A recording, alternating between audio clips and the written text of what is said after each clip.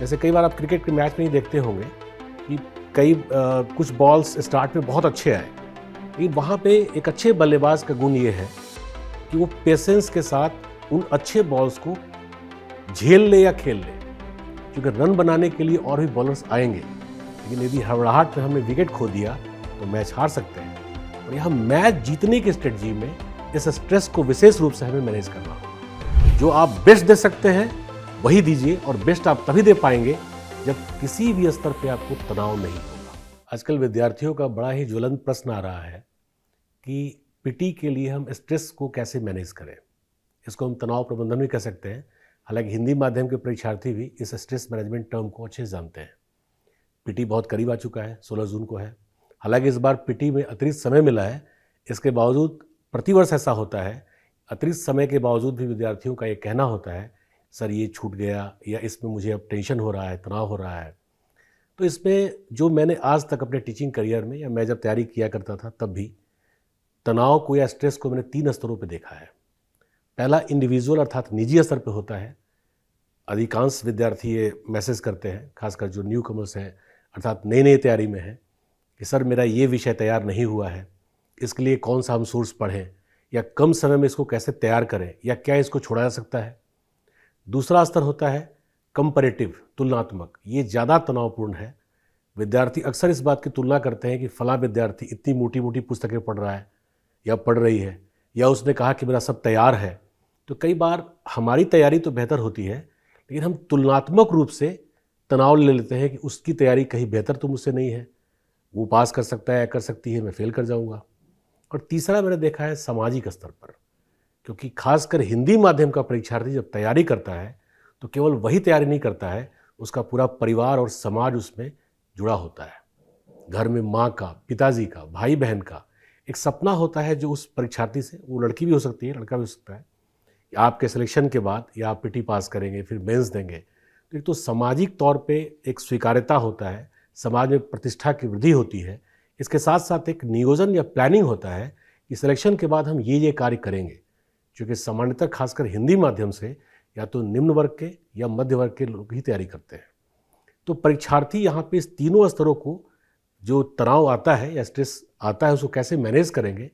तो निजी तौर पे विद्यार्थियों को यही सलाह देता हूँ कि जो फिलहाल आपने तैयार किया है, क्योंकि यहाँ पे केवल स्ट्रेस को मैनेज करना या समाप्त नहीं करना है, आपको कॉन्फिडेंस के साथ आगे भी बढ़ना है। जो आपने बेहतर प्रकार से तैयार किया है, क्योंकि कोई भी ये प्रेडिक्ट नहीं कर सकता कि यहीं से प्रश्न आएगा। आप प्रतिदिन कम से कम उन चीज़ों को जरूर रिवाइज करें। उसका पहला लाभ ये होगा कि आप जो पढ़े हैं वही याद भी रहेगा। रिवाइज करेंगे तो आपका कॉन्फिडेंस बढ़ेगा, कहाँ ये सेगमेंट्स या ये विषय हमारा तैयार है।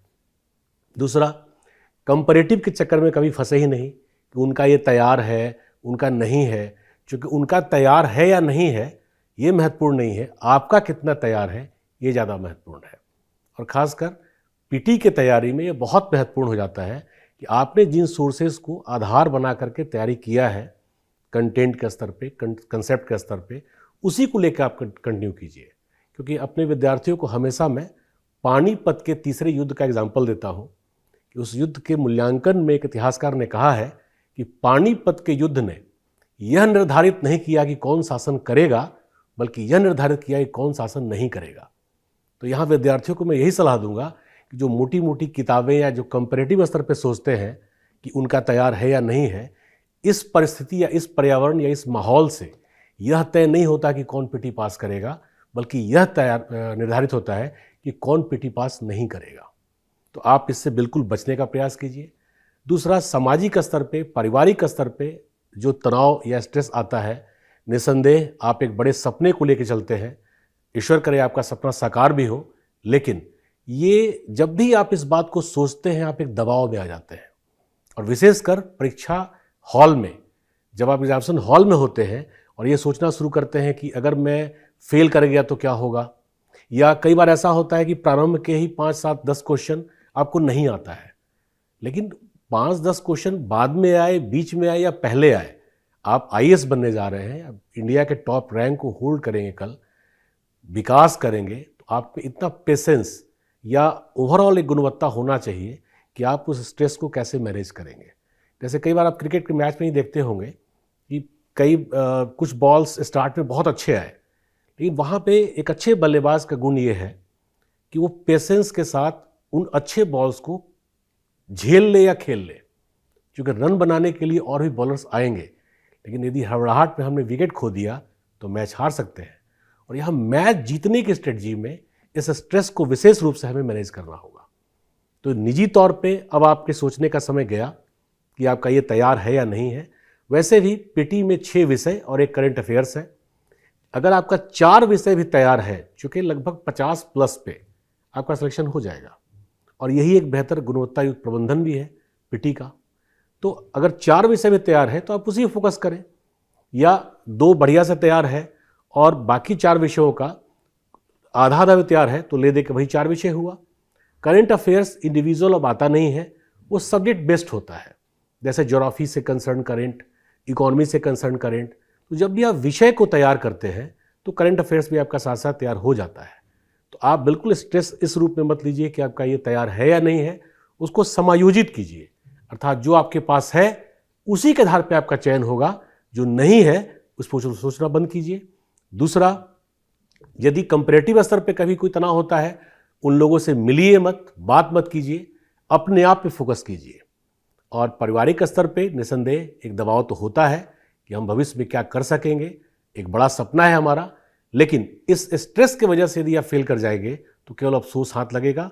इसलिए एक मूवी थी चक दे, उसमें यही कहा गया, इस 2 घंटे में तुम अपने लिए खेलो, तुम्हारे पास जो बेस्ट है, तुम्हारा काम केवल परफॉर्म करना है। और भगवद गीता का भी उद्देश्य यही है कि फल की चिंता मत कीजिए, लेकिन यहाँ मैं कहूँगा निष्काम कर्म, अर्थात सर्वश्रेष्ठ कर्म, जो आप बेस्ट दे सकते हैं वही दीजिए। और बेस्ट आप तभी दे पाएंगे जब किसी भी स्तर पे आपको तनाव नहीं होगा। तो स्टूडेंट्स, आप इस तनाव से मुक्ति लीजिए, बल्कि नेक्स्ट आईएएस के कई ऐसे वीडियोज़ हैं इसमें तनाव या स्ट्रेस को रिलीज़ करने के लिए कई टीचर्स ने राय दिया है, उसको देखिए, हंसते हंसते जाइए, बेस्ट परफॉर्मेंस दीजिए। बेस्ट परफॉर्मेंस तभी होगा जब आप बिना किसी स्ट्रेस के, और बिना किसी स्ट्रेस का तात्पर्य है अतिरिक्त सोचना बंद कीजिए, जो आपने पढ़ा है उसी को जाकर के परफॉर्म कीजिए। All the best, thank you.